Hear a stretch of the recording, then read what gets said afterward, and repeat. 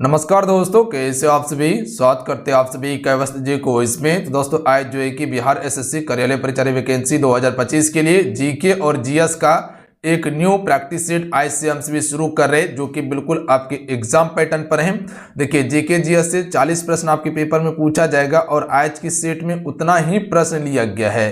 तो आपसे क्या कीजिएगा, शुरू से अंत तक पूरा कंप्लीट करना है क्लास को और लास्ट में स्कोर भी देखना है कितने प्रश्न आपसे सही कर रहे हैं। देखिए जितने भी प्रश्न हैं सारे अति महत्वपूर्ण एक्सपेक्टेड प्रश्न हैं, वही प्रश्न जो एग्जाम में डायरेक्ट हिट होगा। देखिए एग्जाम आपका जल्द लिया जाएगा, इसीलिए आपसे तैयारी में लगे रहिए, तैयारी बिल्कुल नहीं छोड़ना है आप सभी को। देखिए आज की इस क्लास में जो भी चीजें आपको बताएंगे उसे प्रॉपर कहीं कॉपी में नोट डाउन कीजिएगा और प्रॉपर इसको आप रिवाइज करते रहिएगा। तो चलिए शुरू करते हैं। सभी एक बार सेशन को लाइक करके शेयर आपसे जरूर कर दीजिएगा। जो भी चैनल पर नया है चैनल को जरूर सब्सक्राइब करके घंटी को प्रेस कर लीजिएगा, ताकि जब भी क्लास हो नोटिफिकेशन आप सभी को प्राप्त हो जाए। तो चलिए शुरू करते हैं आज की सेशन को हम सभी। देखिए आप सबको बताना चाहते हैं कि बिहार कार्यालय परिचारी के लिए यानी कि बीएसएससी कार्यालय परिचारी के लिए एप्लीकेशन पे कोर्स लॉन्च कर दिया गया है। तो जो भी बच्चे कंप्लीट तैयारी करना चाहते हैं हर सब्जेक्ट का, चाहे वो आपका जीके जीएस हो, हिंदी हो, मैथ हो, पूरा हम कंप्लीट तैयारी करवा रहे हैं। यहाँ पर आपको topic wise classes, notes, PDF, ई बुक सारा चीज आपको दिया गया है। साथ में टेस्ट सीरीज भी आपको दिया जाएगा इसमें, ताकि आप अपनी तैयारी को बेहतर तरीके से जांच सके। ठीक है कि किस हिसाब से आपका तैयारी हुआ है। सफलता बैच के नाम से ये आपका कोर्स लॉन्च किया गया है। तो ऑल सब्जेक्ट का यहाँ तैयारी करवाया जाएगा। तो जाइए आप सभी तैयारी कीजिए, टू द पॉइंट चीजें को पढ़िए और आप सभी सिलेक्शन लीजिए, एक सेट पक्का कीजिए। आप सभी अगर परीक्षा में 100% सफलता पाना है ना, तो आप इस कोर्स को ज्वाइन कर लीजिए। आप सभी यहाँ पर थ्योरी क्लास चलता है और पूरा हम कंप्लीट तैयारी करवा रहे बेस्ट कंटेंट के साथ में। तो जाइए ज्वाइन कीजिए और आप सभी तैयारी शुरू कर दीजिए।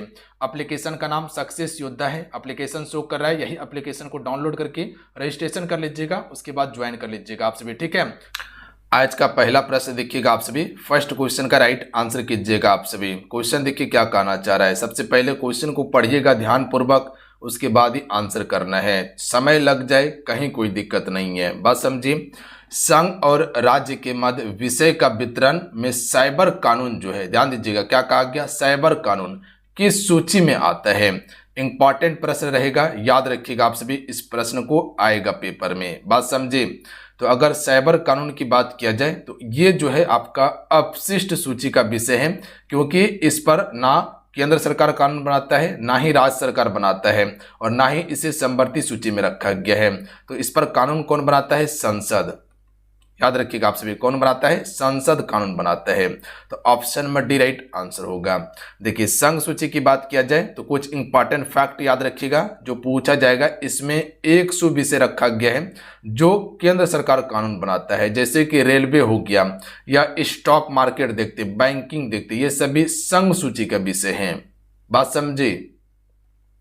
अगर वही राज्य सूची की बात किया जाए तो इसमें अभी वर्तमान में कुल 61 विषय हैं जो राज्य सरकार कानून बनाता है, बात समझ गए आप सभी। इसमें कह सकते हैं कि जो आपका मजदूरी होता है किसान, और उसके बाद कह सकते हैं कि जो पुलिस है, ठीक है, वो आपका राज्य सूची का विषय है। बाकी बात सेना जो है, थल सेना, जल सेना, वायु सेना, वो संघ सूची का विषय है। उसके बाद आता है समवर्ती सूची, इस पे दोनों सरकार कानून बनाता है, संघ और राज्य दोनों बनाएगा, बात समझे आप सभी। और इस पे कौन कौन सा विषय आ सकता है, जैसे कह सकते हैं बिहार तलाक हो गया, जनसंख्या नियंत्रण हो गया, शिक्षा हो गया, ये सभी आपका समवर्ती सूची का विषय है, जिसमें कुल 52 विषय रखा गया है। और ये सभी किस अनुसूची में है, तो ये 7वीं अनुसूची में है, याद रखिएगा आप सभी। तो इतना सा फैक्ट याद रखिएगा एक्स्ट्रा, जो प्रश्न पूछा जाएगा पेपर में। तो इसका option number D right answer होगा, बात समझे आप सभी। देखिए क्वेश्चन का आंसर जरूर करते चलिएगा आप सभी, क्योंकि आप सभी कहते हैं कि क्वेश्चन का आंसर जरूर लिखा कीजिए, क्योंकि जिस प्रश्न का आंसर आप लिखते हैं वो प्रश्न प्रॉपर आपको याद हो जाता है। और क्वेश्चन को लेकर बिल्कुल नहीं सोचना है, बिल्कुल हम सभी जीरो से लेके टॉप तक चलने वाले हैं। बेस्ट से बेस्ट चीजें हम आपको प्रोवाइड करेंगे, बेहतरीन से बेहतरीन चीजें हम आपको प्रोवाइड करेंगे जो आपके पेपर के लिए इंपॉर्टेंट है। तो टेंशन फ्री होकर तैयारी कीजिएगा आप सभी। निम्न में से कौन सा अप्रत्यक्ष कर नहीं है। देखिए सबसे पहले ये समझिए कि अप्रत्यक्ष कर क्या होता है। चलिए आंसर पहले कर लीजिए आप सभी, उसके बाद बताइएगा, सभी का आंसर आना चाहिए। देखिए अप्रत्यक्ष कर होता है जो सरकार इनडायरेक्ट आप सभी से लेता है, जैसे कह सकते हैं कि जीएसटी ये अप्रत्यक्ष कर है, वेट कर अप्रत्यक्ष है, सीमा शुल्क अप्रत्यक्ष है, जबकि निगम कर जो है ये आपका प्रत्यक्ष कर का उदाहरण है। बात समझे?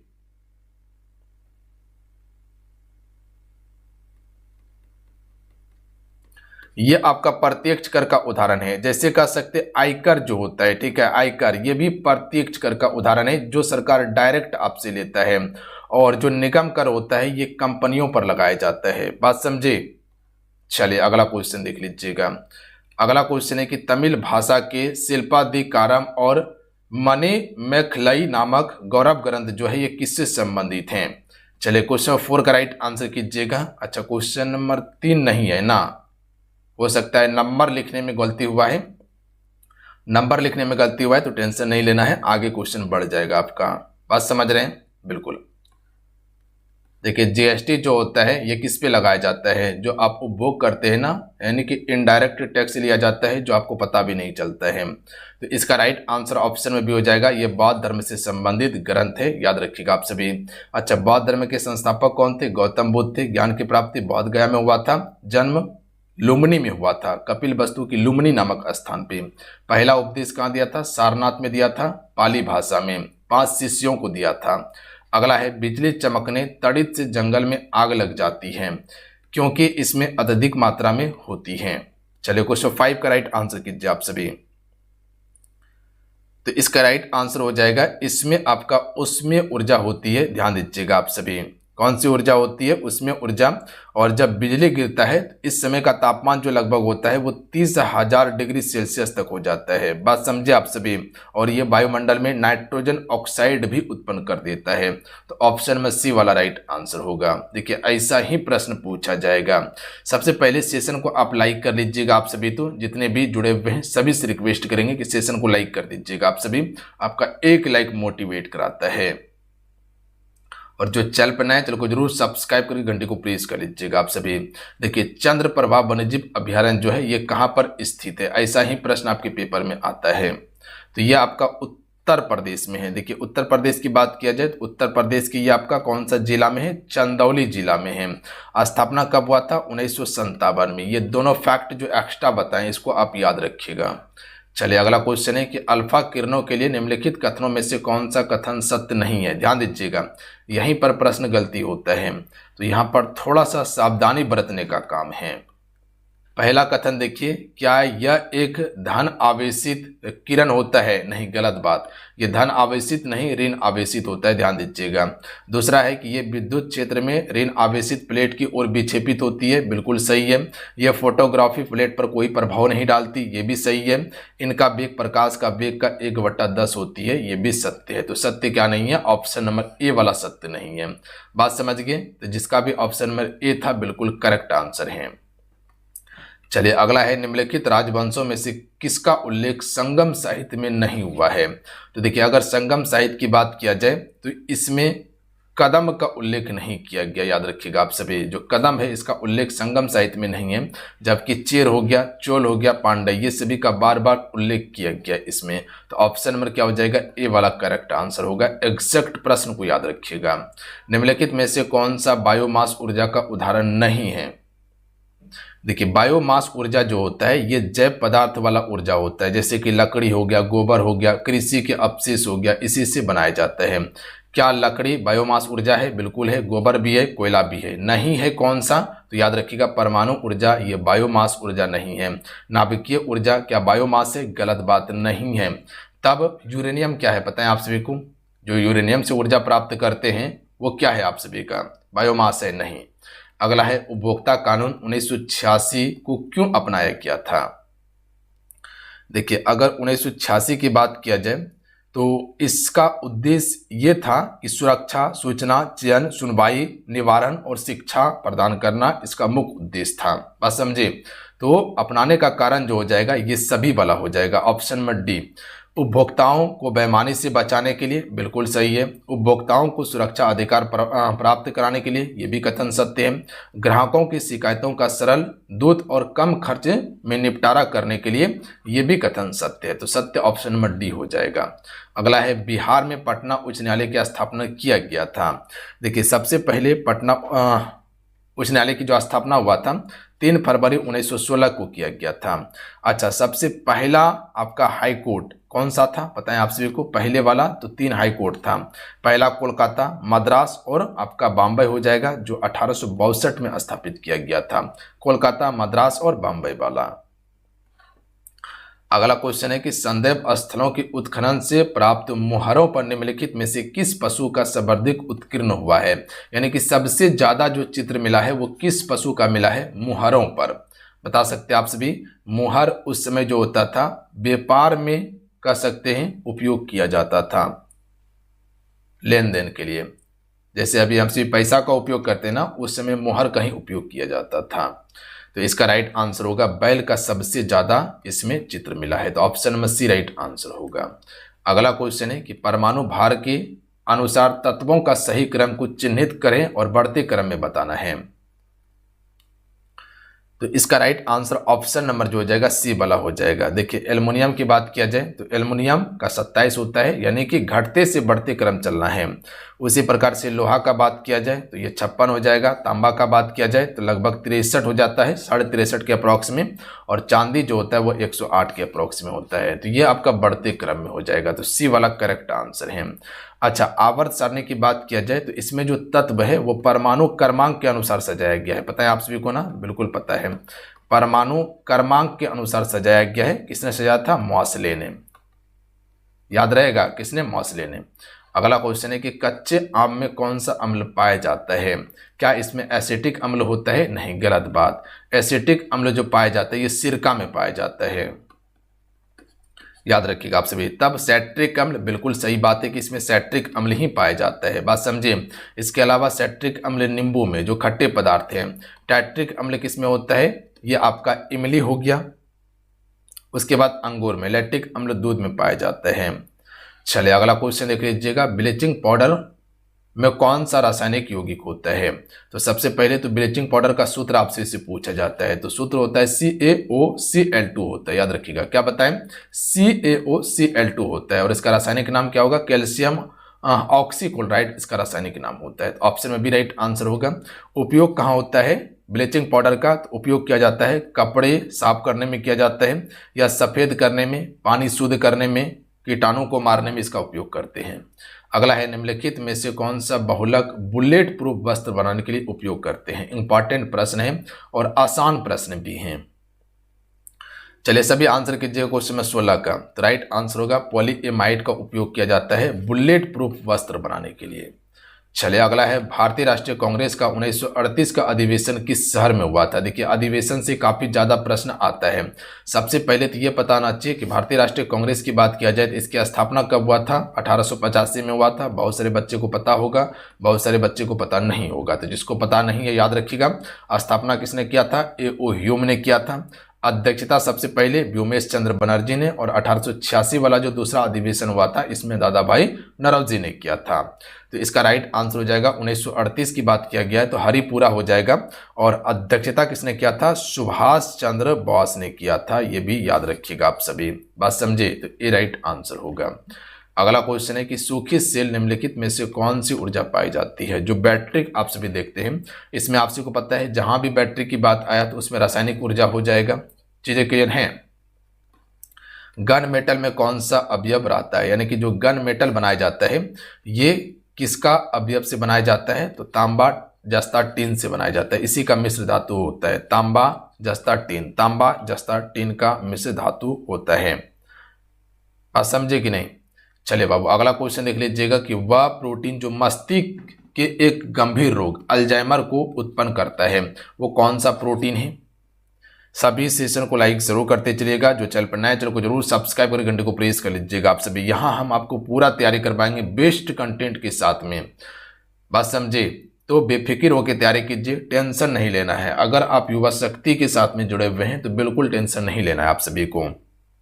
तो इसका राइट आंसर ऑप्शन में भी हो जाएगा एमिलॉयड मल्टीप्रोटीन के कारण ही कह सकते हैं कि अल्जाइमर रोग विकसित होता है। तो option number B right answer होगा। इसमें जो होता है स्मृति और मानसिक क्षमता कमजोर होती है। जो एक्स्ट्रा चीजें बता रहे हैं उसको भी ध्यान दीजिएगा। प्राकृतिक अधिकारों के सिद्धांत का प्रतिपादन किसने किया था? तो देखिए प्राकृतिक अधिकारों के सिद्धांत का प्रतिपादन किया था जॉन लॉक ने। चलिए अगला है उपराष्ट्रपति के निर्वाचन मंडल में शामिल होता है। तो इसमें लोकसभा और राज्यसभा दोनों के सदस्य शामिल होते हैं।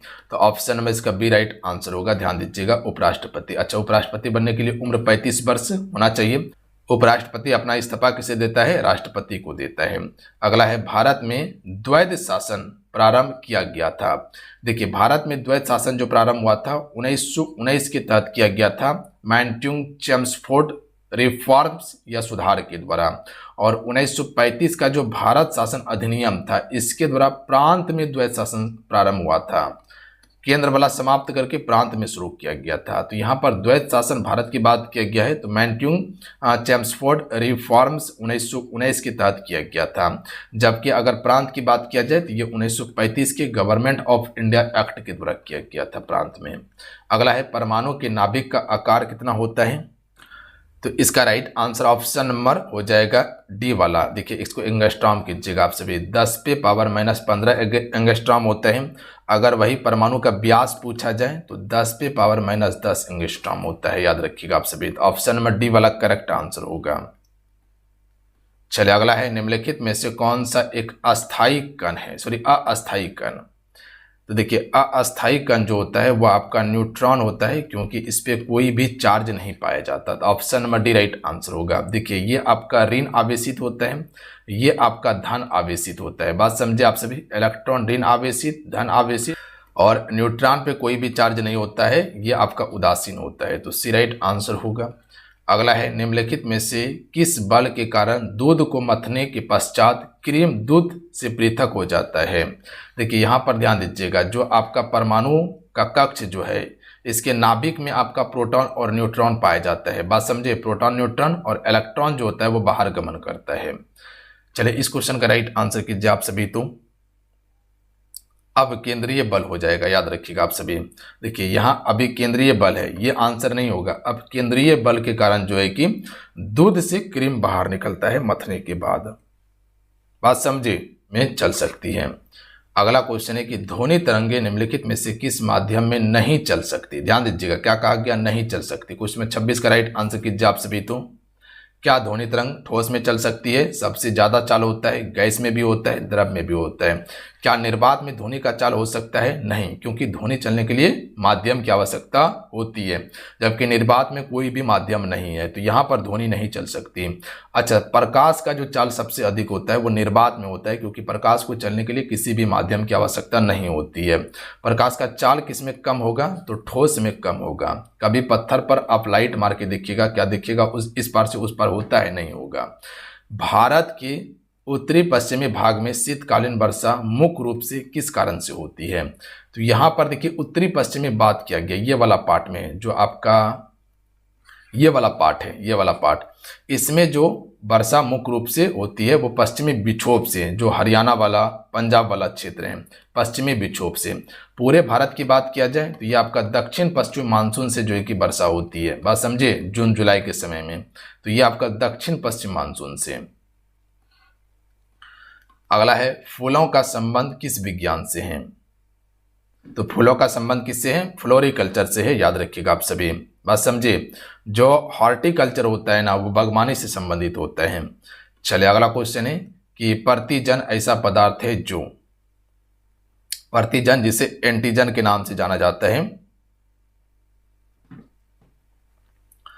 तो राइट आंसर ऑप्शन में सी हो जाएगा। प्रतिरक्षा तंत्र को प्रावर्तित करता है आपका एंटीजन। ऑप्शन में सी राइट आंसर होगा। ये रोग प्रतिरोधक क्षमता को बढ़ाता है। याद रखिएगा आप सभी। कौन? एंटीजन।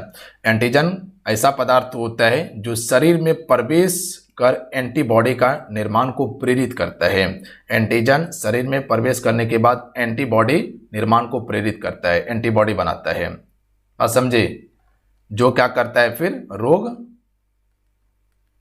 प्रतिरोधक क्षमता के रूप में कार्य करता है। अगला है मनुष्य के शरीर की दूसरी सबसे बड़ी ग्रंथि कौन सी है? देखिए, सबसे बड़ी ग्रंथि की बात किया जाए वो आपका यकृत होता है, और दूसरी सबसे बड़ी ग्रंथि कौन सा हो जाएगा? अग्नाशय हो जाएगा, जिसे पैनक्रियाज के नाम से जाना जाता है। अगला क्वेश्चन है कि विधेयकों पर प्रवर समिति में सदस्य की अधिकतम संख्या कितनी हो सकती है?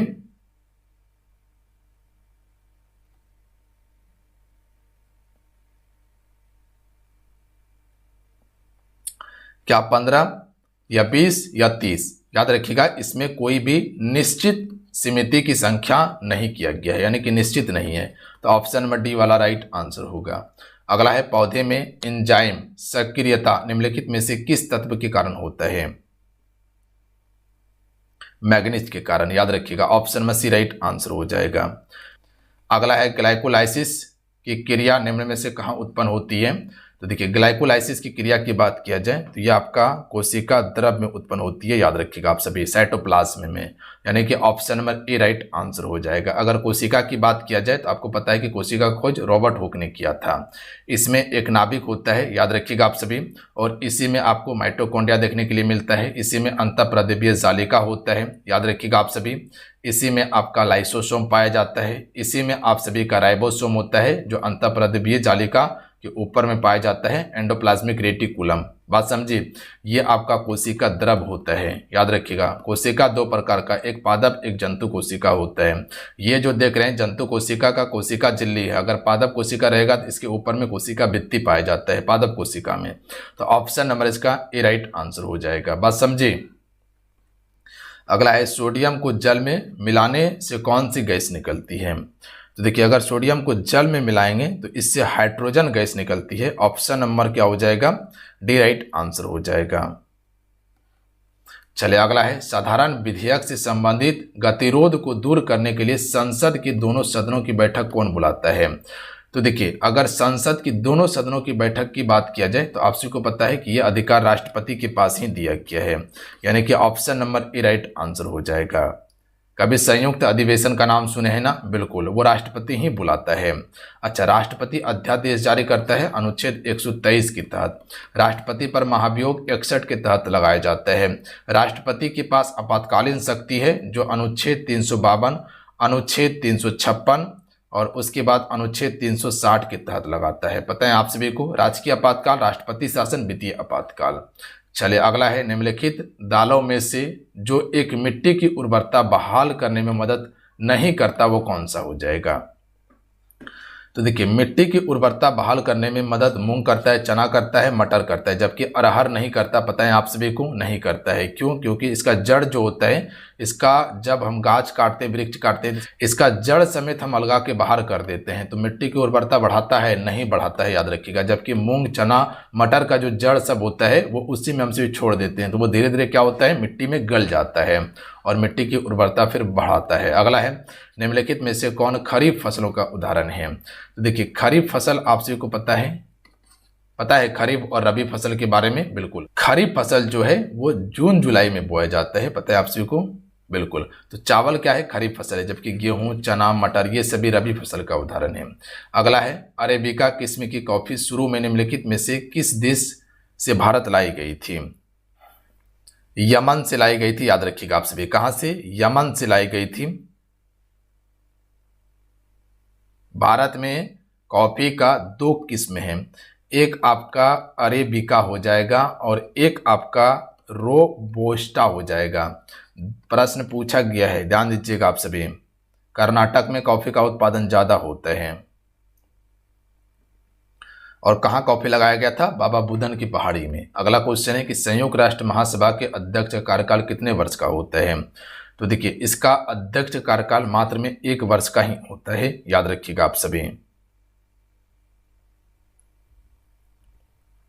संयुक्त राष्ट्र की स्थापना कब हुआ था? 1945 में 24 अक्टूबर को।